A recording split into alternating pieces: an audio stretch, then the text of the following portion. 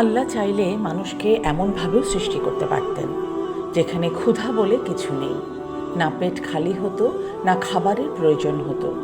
ক্ষুধা শব্দটারই কোনো অস্তিত্ব থাকতো না যদি তিনি না চাইতেন। তাহলে প্রশ্ন হচ্ছে, রমজানে কেন আল্লাহ ইচ্ছাকৃতভাবে আমাদের ক্ষুধার স্বাদ দেন? কেন তিনি আমাদের শক্তি কমিয়ে দিয়ে দুর্বলতার অনুভূতি শেখান? এই ক্ষুধা কি কেবল কষ্ট, নাকি এটি এমন এক কঠিন সত্যের দরজা যা আমরা সারা বছর এড়িয়ে চলি? পবিত্র কুরআনে আল্লাহ ঘোষণা করেন, আমি অবশ্যই তোমাদের পরীক্ষা করব ভয়, ক্ষুধা, সম্পদ ও জীবনের ক্ষতির মাধ্যমে।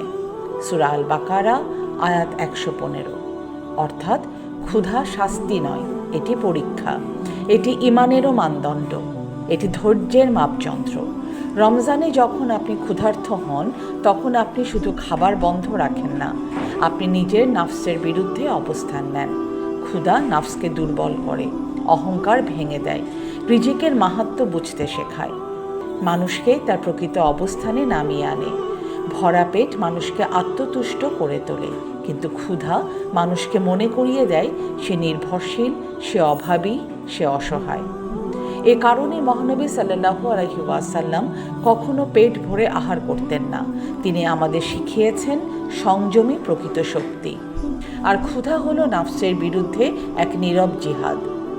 একটু ভাবুন, যখন পেট খালি থাকে, দোয়া গভীর হয়, চোখ নরম হয়, হৃদয় জেগে ওঠে, মানুষ রিজিকের প্রকৃত মর্ম উপলব্ধি করে।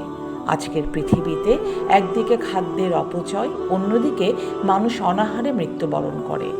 কুরআনে কঠোর সতর্কবাণী উচ্চারণ করে, নিশ্চয়ই অপচয়কারীরা শয়তানের ভাই। সূরা আল ইসরা আয়াত 27।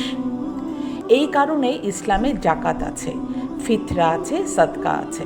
কারণ একজন মুমিনের পেট ভরা থাকতে পারে না যদি তার পাশের মানুষ ক্ষুধার্ত থাকে। ক্ষুধা আমাদের ভাঙে না, ক্ষুধা আমাদের জাগিয়ে তোলে। এটি কৃতজ্ঞতার পাঠ, এটি বিনয়ের অনুশীলন, এটি আল্লাহর উপর পূর্ণ নির্ভরতার ঘোষণা।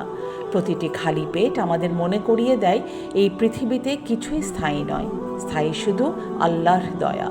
এ কারণেই ইসলামে ক্ষুধা কোনো অভিশাপ নয়, এটি এক নীরব গভীর ঈমানী নিদর্শন।